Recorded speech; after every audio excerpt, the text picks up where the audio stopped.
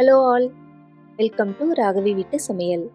இன்னைக்கு நம்ம சேனல்ல என்ன பார்க்க போறோம் அப்படின்னா, ஒரு வெட்டிங் ஸ்டைல் கேசரி நல்லா சூப்பராக தள்ளன்னு ஆறுனதுக்கப்புறம் கூட நல்லா சாஃப்டாக இருக்கும். எப்படி செய்யறதுன்றதை பார்க்கலாமா? அதுக்கு முன்னாடி நம்ம சேனலை இப்போ தான் ஃபர்ஸ்ட் டைம் பார்க்குறீங்க அப்படின்னா ராகவி வீட்டு சமையலை சப்ஸ்கிரைப் பண்ணிக்கோங்க.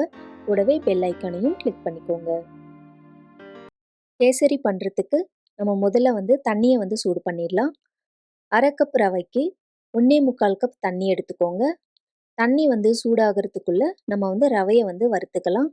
ரவையை வறுக்கிறதுக்கு 1/3 எண்ணெய் எடுத்துக்கோங்க. வாசனை இல்லாத எண்ணெய் எடுத்துக்கோங்க. இது கூட ஒரு 1 டேபிள் ஸ்பூன் அளவுக்கு நெய் சேர்த்துக்கோங்க. இது நல்லா சூடானதும் இதில் அரை கப் ரவையை சேர்த்துக்கோங்க. இது கூடவே கொஞ்சம் முந்திரியையும் திராட்சையும் சேர்த்து இது எல்லாத்தையும் ஒன்றா நல்லா வறுத்து விடுங்க. ரவையை வறுக்கும்போது ஹீட்டை மீடியம் டு லோவில் வச்சு வறுத்துக்கோங்க. இல்லைனா ரவை கருகிடும். இப்போ ரவை நல்லா வறுபட்டு இருக்கு அப்படின்றத நம்ம எப்படி தெரிஞ்சுக்கலாம் அப்படின்னா, இந்த திராட்சை பார்த்திங்கன்னா நல்லா எழும்பி வரும். ஸோ அந்த ஸ்டேஜ் வரைக்கும் நல்லா வறுத்துக்கோங்க. திராட்சை நல்லா எழும்புனதும் இப்போ நம்ம சூடு பண்ண தண்ணியை இந்த ரவையில் சேர்த்துருங்க. ரவையில் சேர்த்துட்டு இது நல்லா மிக்ஸ் பண்ணி விடுங்க. நல்லா கட்டி இல்லாமல் கலந்து கொடுங்க. இப்போ பார்த்தீங்கன்னா நல்லா இந்த தண்ணியெல்லாம் அப்சர்வ் ஆகி இந்த ரவை பார்த்திங்கன்னா நல்லா வெந்து வந்திருக்கு.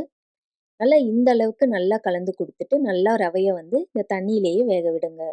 ரவை நல்லா வெந்ததும் இதில் ஒரு சிட்டிகை அளவுக்கு கேசரி பவுடர் சேர்த்துக்கோங்க. கேசரி பவுடர் சேர்த்துட்டு இதில் 3/4 கப் அளவுக்கு சர்க்கரை சேர்த்துக்கோங்க. சர்க்கரை சேர்த்து இது நல்லா மிக்ஸ் பண்ணி விடுங்க. சர்க்கரை சேர்த்ததும் பார்த்தீங்கன்னா இந்த மாதிரி லைட்டாக லூஸ் ஆகும். மீடியம் ஃப்ளேமில் வச்சு நல்லா மிக்ஸ் பண்ணி விடுங்க. மிக்ஸ் பண்ணும்போதே இதில் ஒரு சிட்டிகை அளவுக்கு உப்பு சேர்த்துக்கோங்க. சேர்த்துட்டு இது நல்லா மிக்ஸ் பண்ணுங்க. கடாயில் ஒட்டாமல் நல்லா அல்வா மாதிரி நல்லா திரண்டு வரும். நல்லா அது வரைக்கும் நல்லா மிக்ஸ் பண்ணுங்க. கடைசியாக கொஞ்சமாக வாசனைக்காக ஏலக்காய் தூள் சேர்த்துக்கோங்க. சேர்த்துட்டு கடைசியாக 1 டீஸ்பூன் அளவுக்கு நெய் சேர்த்துட்டு கொஞ்சமாக டூட்டி ஃப்ரூட்டியும் ஆட் பண்ணிக்கோங்க. இது ஆப்ஷனல் தான், உங்களுக்கு வேண்டான்னா ஸ்கிப் பண்ணிவிடுங்க. அவ்வளோதான். இப்போ அதை நல்லா கலந்து கொடுத்துட்டு ஸ்டவ் ஆஃப் பண்ணிவிடுங்க. இப்போ பார்த்தீங்கனாலே தெரியும் நல்லா கடாயில் ஒட்டாமல் நல்லா சூப்பராக வந்திருக்கு பாருங்கள். பார்க்கும்போதே அவ்வளோ சூப்பராக இருக்குது. கண்டிப்பாக நீங்களும் இதை உங்கள் வீட்டில் ட்ரை பண்ணி பாருங்கள். இந்த வீடியோ உங்களுக்கு பிடிச்சிருந்தா லைக் பண்ணுங்கள். ராகவி வீட்டு சமையலை சப்ஸ்கிரைப் பண்ணிக்கோங்க. தேங்க்ஸ் ஃபார் வாட்சிங்.